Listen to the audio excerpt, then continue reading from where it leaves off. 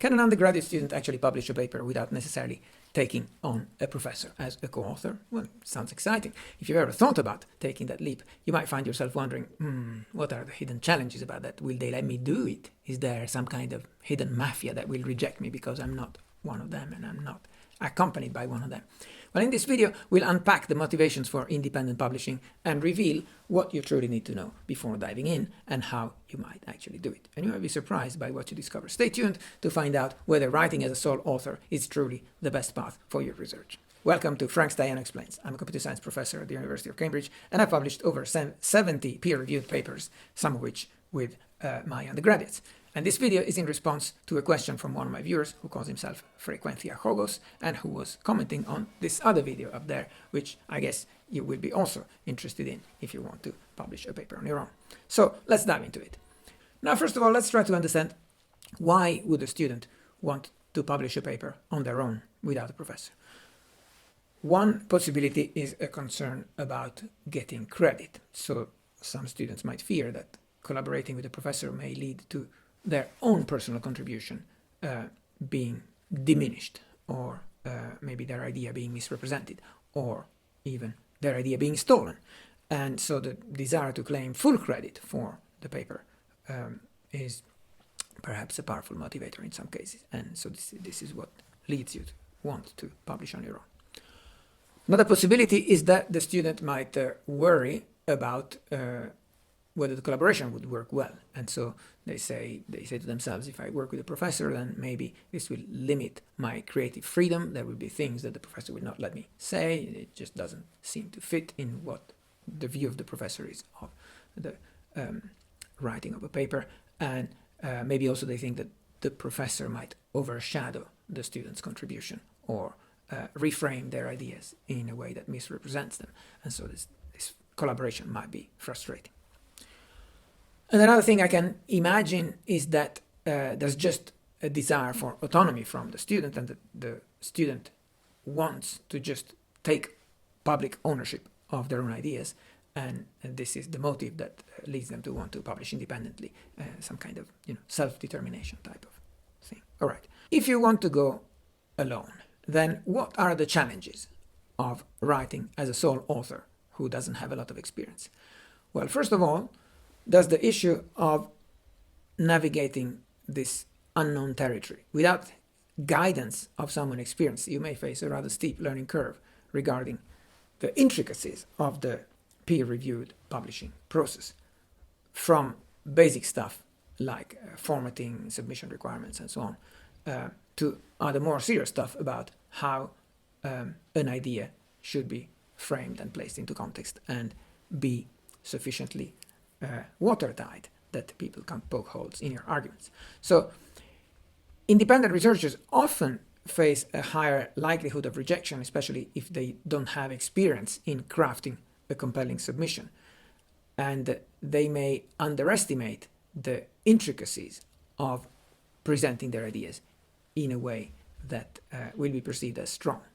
Perhaps the most common pitfall is to fail to realize that you're probably not the first person in the world to have thought about that, and failing to explore the literature that exists. And so this would lead to a paper that lacks context, fails to build on the existing scientific body of knowledge on the topic, and this is very likely to result in rejection. If your paper demonstrates that you are not aware of something critical that has already been done along the lines of what you propose, then this is almost guaranteed to lead to a rejection. You're not engaging with the field, you're demonstrating your naivete. And another problem of working on your own is that this limits your access to other views, other perspectives on your own ideas.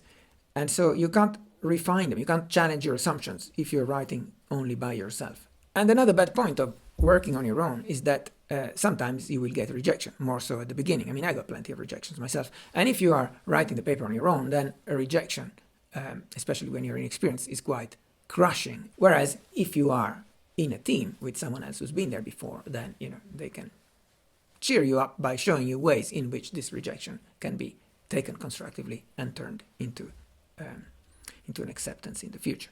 Now understand that taking on an experienced professor as a co-author will provide you a great mentor, and it will be your secret weapon. A professor can offer you insights into how to navigate this publishing landscape, which journals or conferences or workshops are most appropriate for presenting the idea you had and the work you've done. And a good mentor will help you avoid unsuitable venues which are not at the right level for what you want to speak about, and will help you maximize the chance not only of just getting an acceptance, which is the first level of first objective you want to actually get in, but also valuable interaction with peers at the appropriate level, which will make the publication worth a lot more in terms of what you get out of it. It's not just the satisfaction of having it out, but it's also it engages with the community.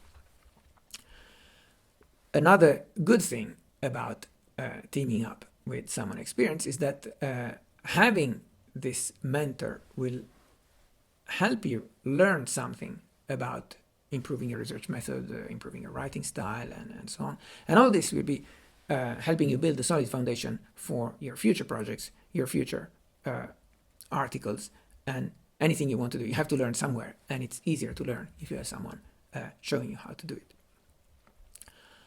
And another advantage of teaming up with a professor co-author is that you can get critical feedback from an experienced researcher who is not a reviewer of your paper and will say not good enough, reject, but is a co-author on your paper and wants you to improve it before submitting it. So you can enhance the quality of your research, the research you do before writing it up, and enhance the quality of your write-up after you've done the research, and strengthen your arguments before submission. Is there a flaw in the logic? You better know before you submit the paper than after you've submitted and someone is looking at it to decide whether to take it in or not.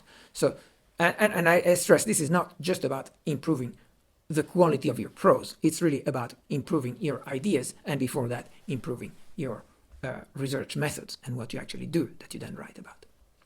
Now, if you see this potential professor co-author as some parasite who will just try to get a publication off your hard work and exploit you, then perhaps you've already had a bad experience, and I'm sorry to hear that if that's the case. But it doesn't have to be that way, and it's not usually that way, I should reassure you.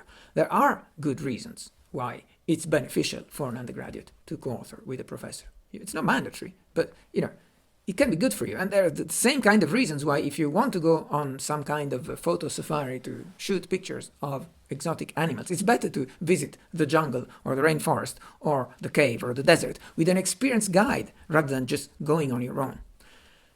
And the professor, if it's a good professor, then is someone who knows how to do it and has already done it for years and many times and is happy to help you grow. And he's happy to show you the way so that one day you'll be able to do it on your own. And of course, if the professor is a freeloader, you should steer clear. That's fine. You're not stupid. So I won't expand on that. But in any case, coming back to one of the initial questions I opened with, no, there isn't a hidden mafia that will reject papers of undergraduates who go by themselves without being accompanied by a card-carrying professor.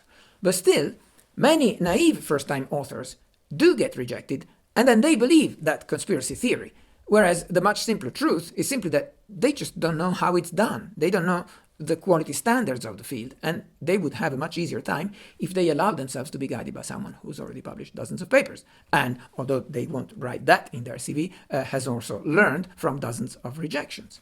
Anyway, if you still do want to publish on your own, fine.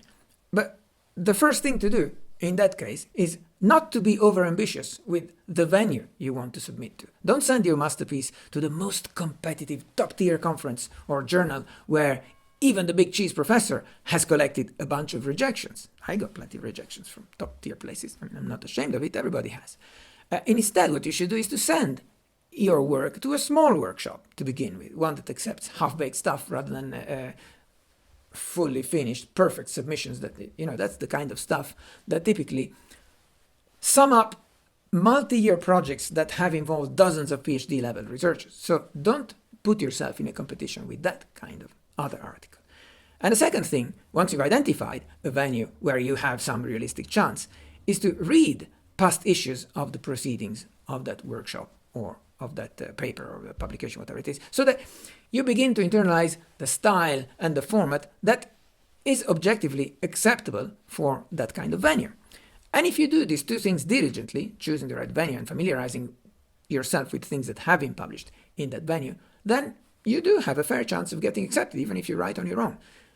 And with that, in most cases, actually your paper would probably still be of better quality if you did team up with an experienced co-author. But you're not obliged to. You don't have to engage with one if you really don't want to. Did this video help you clarify your path to publishing a paper on your own? If so, hit that like button and subscribe for more insights. What do you think about independent versus collaborative publishing? Share your thoughts in the comments and let's have a discussion about it. And say chili pepper to signal that you are here until the end. Thank you.